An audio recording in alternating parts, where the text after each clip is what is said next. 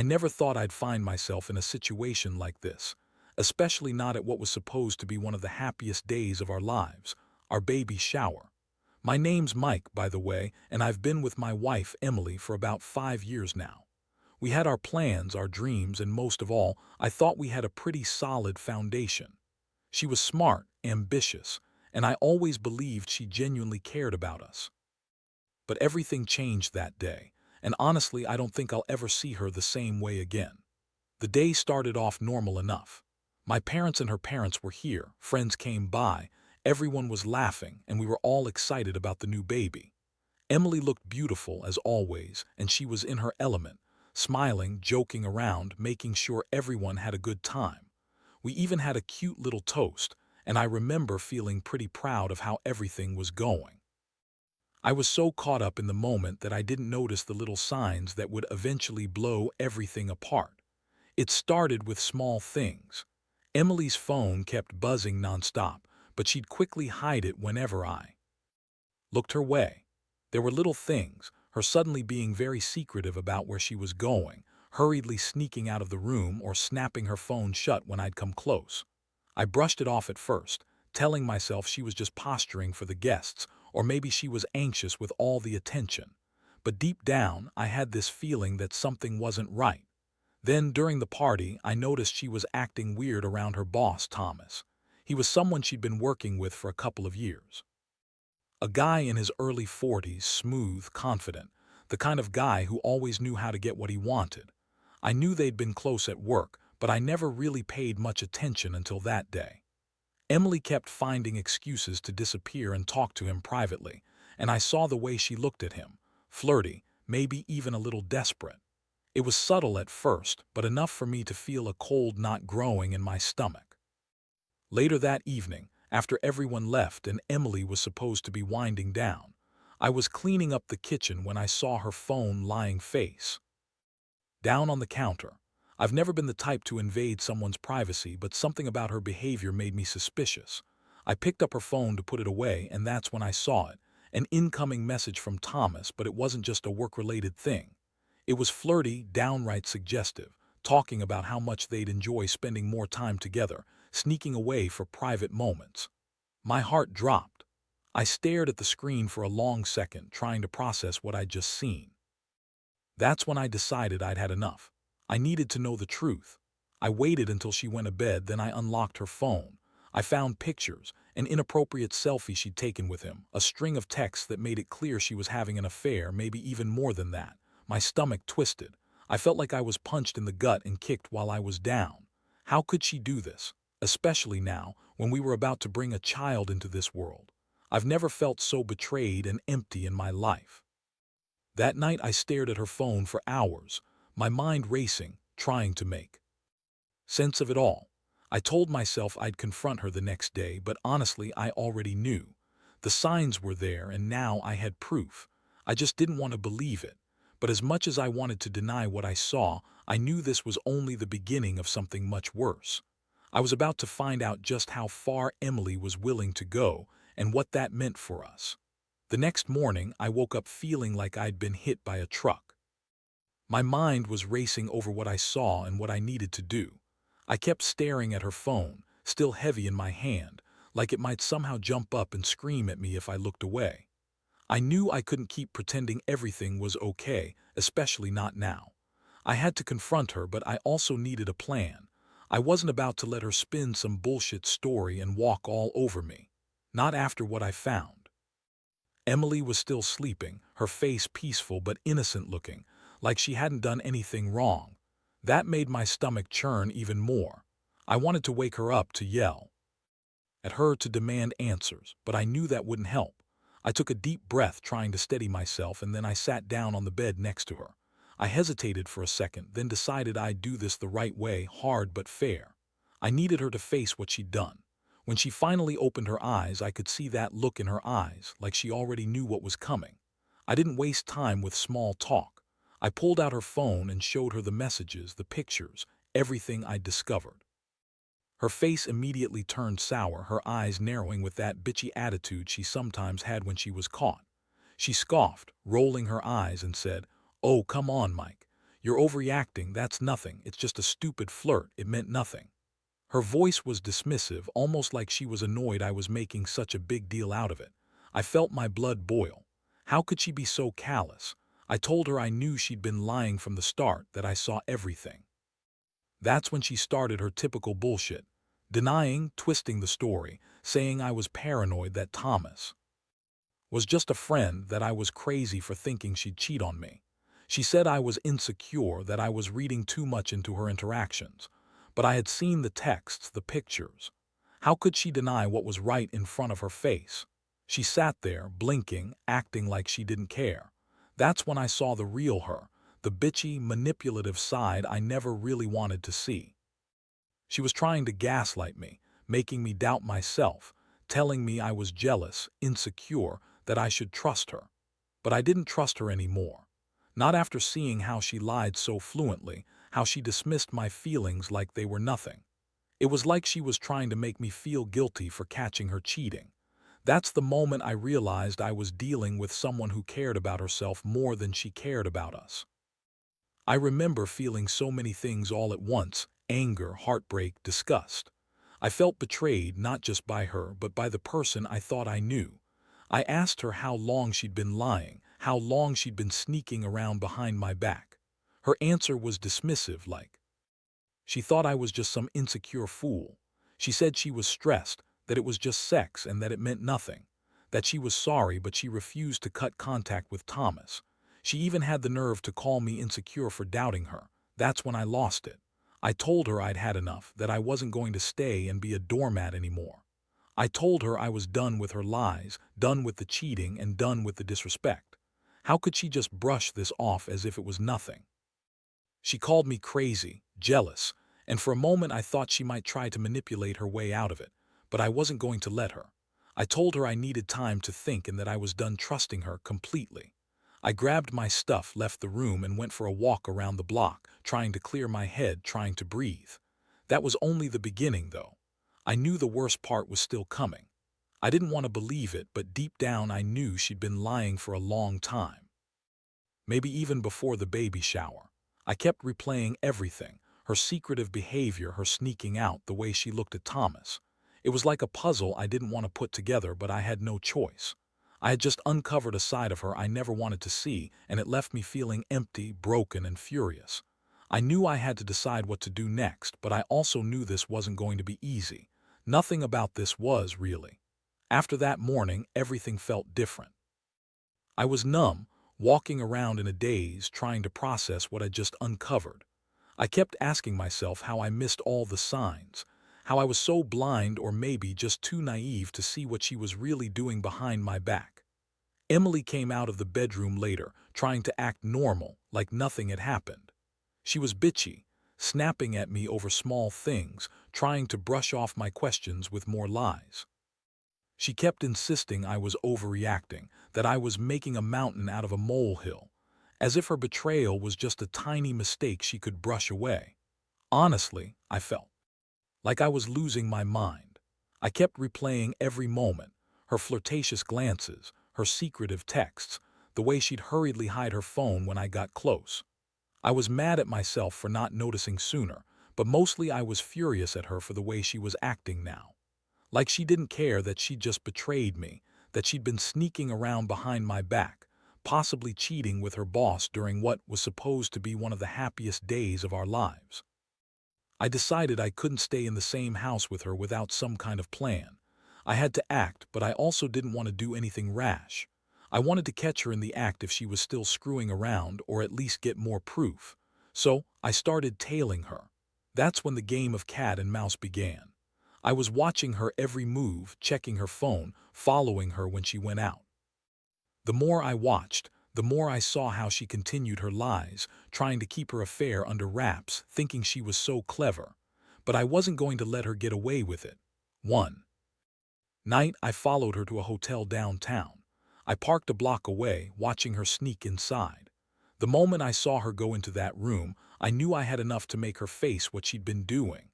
I didn't want to just burst in and cause a scene, so I waited until she went out for breakfast the next morning. That's when I took pictures of her entering and leaving the hotel. I even managed to get a shot of her with Thomas, both of them looking like they just had the best sex of their lives. The sight of her with that smug look on her face made me feel sick, but I also felt this overwhelming sense of clarity. I wasn't going to be a fool anymore. When she came back home, she tried to pretend everything was fine. She acted like I was imagining things, like I was just being paranoid, but I was. I had proof now, undeniable evidence that she'd been lying to my face. I confronted her again, showing her the pictures. Her reaction was even more bitchy, full of insults and denial. She called me crazy, possessive, and accused me of ruining her career because I was jealous of her success. It was surreal. She was trying to turn everything around and make me look like the villain, but I knew better. I knew what I saw, and I knew she'd been playing me all along. That moment hit me hard. The betrayal wasn't just about the affair anymore. It was about trust, respect, everything I thought we shared. I felt crushed, like I'd been punched in the gut so many times I couldn't breathe. I asked myself how I could ever look at her the same way again. The woman I'd loved, the woman I'd built a life with, she was gone, replaced by someone I didn't recognize. I wanted to fight for us, to fix things, but deep down I knew she didn't really care. She was too busy lying, sneaking, and hiding her affair with Thomas to even notice the broken man standing in front of her. In that moment, I realized I had a choice: keep fighting to save something that was already dead, or accept the reality and walk away. I didn't want to be the guy who wasted his life on someone who so easily threw us away for a quick fuck and some meaningless sex. I collected all my evidence, packed some essentials, and told her I'd be staying at my brother's place for a while. I needed space to think, to figure out what the hell I was supposed to do next. The anger still burned inside me, but underneath that, there was this strange sense of clarity. I was hurt beyond words, but I also knew I wouldn't let her break me completely. I wasn't going to be a victim of her lies anymore. I'd make her regret what she did. And honestly, I was already planning my next move, whether that meant fighting for us or walking away for good.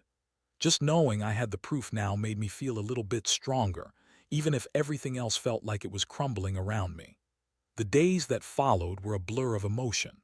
I stayed at my brother's house, trying to get my head straight, but it was impossible to shake the feeling that my entire life had been turned upside down. Every time I closed my eyes, I saw her with Thomas, that smug look on her face, her lips pressed against his. I kept thinking about the plans we made, the future I thought we had, all gone just like that. Emily kept playing her games, calling and texting, trying to throw me off and act like everything was fine. She'd send those fake apologies, those "I love you, let's work through this" messages, but I knew better. She was just trying to manipulate me, trying to make me doubt my own judgment. I didn't want to listen to her, didn't want to hear her bullshit anymore. The truth was, I was done trusting her. I'd seen what she was capable of, and I couldn't forgive that betrayal so easily. One evening, I finally decided I'd had enough of waiting for her to come clean or to show some remorse. I called her up, told her I needed to speak face to face. I told her I'd come back to the house, but I wasn't coming alone. I wanted her to know this wasn't just about the affair anymore. It was about respect, honesty, everything we'd once shared. When I got back, she greeted me with that same bitchy attitude, trying to act like she still had control. But I was going to let her. I laid it all out, the evidence, my feelings, how much she'd hurt me. Her reaction was classic Emily. She threw her head back, rolled her eyes, and said, "Oh, please, Mike, you're overreacting. You're just mad because I won't let you control me. Thomas is just a friend. You're making a huge deal out of nothing." She insisted I was jealous, insecure, that she never really cheated, that she was just having some fun, a little flirt, nothing serious. But I knew better. I knew what I'd seen and what I'd uncovered. There was no denying it anymore.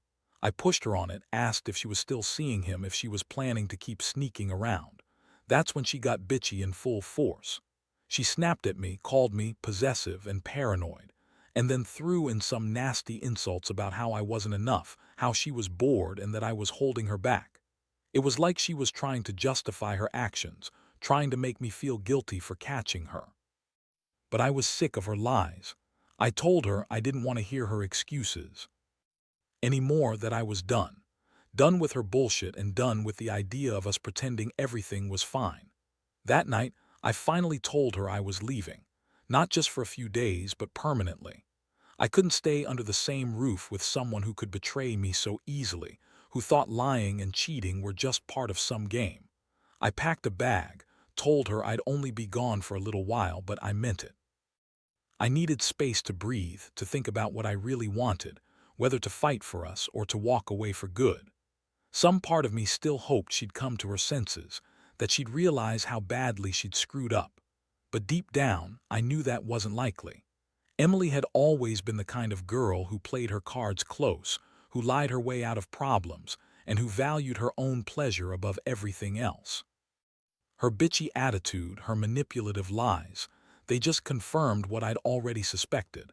I was better off without her, even if it destroyed me to admit it. I felt like I was standing at a crossroads, and I didn't know which way to go. All I knew was I couldn't stay in that house, pretending everything was fine anymore. The truth was, I was utterly broken, but somehow I also felt a tiny spark of something else, anger. Anger at her, at myself, at how I'd let things get so out of control. The hardest part wasn't just losing her. It was the realization that I'd trusted her so blindly, and now I was left with nothing but a pile of lies and shattered dreams. I had to decide if I'd fight for us or let her go, and honestly, I didn't have the answer yet. All I knew was that tonight, I was alone, and everything I thought I knew about love, trust, and loyalty had been torn apart. The days turned into a whirlwind of confusion and rage. I kept replaying everything in my head, her sneaking out, her lies, the pictures, the texts. Sometimes I'd catch myself staring at the door, wondering if she'd come back and try to spin some sob story or plead for another chance. But deep down, I knew I couldn't go back, not after what she had done. Every time I thought about her, that bitchy, manipulative attitude she kept up, I felt a mix of disgust and heartbreak. It was like she was trying to gaslight me into doubting my own judgment, all while she was out there screwing her boss during my baby shower. I spent some days at my brother's place trying to hold it together, but inside I was falling apart. I couldn't sleep, couldn't eat, and every time I closed my eyes, all I saw was her with Thomas, that smug look on her face. I started questioning everything, myself, our relationship, what I'd done wrong. I kept asking myself if I was just naive or if I'd ignored the signs because I didn't want to face the truth. The worst part was feeling like I had no control, like I'd been played for a fool and now there was no way back. One afternoon, I couldn't take it anymore. I decided to go back to our house, just to grab some of my stuff and to see if she'd be there. I figured if she was, I'd confront her again, get some final answers. When I pulled up, I saw her sitting on the porch, smoking a cigarette, looking like she did have a care in the world. That bitchy attitude of hers was so visible even in her silence. She looked surprised when she saw me, but she quickly snapped back into her usual defensive, bitchy demeanor. I told her I was there to take my things. She rolled her eyes and said, "Whatever, Mike. Do you really think you're going to walk in here and fix everything? You're just insecure. You're making a big deal out of nothing." That's when I finally snapped. I told her I wasn't stupid, that I knew everything. About Thomas, about the hotel, about her sneaking around behind my back. I told her I saw the pictures, read the texts, and I wasn't going to be played anymore. She tried to deny everything, of course. Said I was crazy, that I was trying to ruin her life. But I was done listening. I told her she was a selfish, manipulative bitch who only cared about herself. I said I was tired of her lies, tired of her bullshit, and that I was leaving for good. I grabbed my bag and started walking away, feeling a strange mix of relief and despair. Like I'd finally said what I needed to say, but I was also losing her forever. As I was packing my stuff in the car, she stormed out, screaming at me, calling me every name in the book: possessive, insecure, jealous, a control freak. She tried to guilt-trip me, saying I was ruining her life, that she deserved happiness too, but I wasn't buying it anymore. I looked her straight in the eyes and told her I knew she'd been lying all along, that she was a cheater and that I was done. Done with her lies, her games, her manipulations. I told her she'd lost her chance and that I was walking away for good. Driving away from that house, I felt a massive weight lift off my chest, but the ache in my heart was almost unbearable. I kept thinking about what I'd lost, the trust, the future, the little family I'd imagined. But I also knew I had to protect myself, especially now that I'd been betrayed so deeply. I made a vow to myself that I wouldn't let her ruin me, no matter how much it hurt. I'd figure out what's next, whether that's healing, moving on, or figuring out how to rebuild my life without her. But one thing was clear. The Emily I loved was gone, replaced by a stranger who cared only about herself. And I was done being her fool. Now I'm just trying to stay afloat, trying to understand how everything fell apart so fast. I still get angry sometimes, and I still wonder if I'll ever trust again. But I know one thing. No matter what happens, I'll never let her lie to me like that again. I learned a harsh lesson about trust, betrayal, and the importance of paying attention. The hardest part is accepting that she chose her selfishness over us, and I have to live with that. But I also know I've got to move forward, even if it's one step at a time. It's been a few weeks since I left that house, and honestly, I don't know where I stand anymore.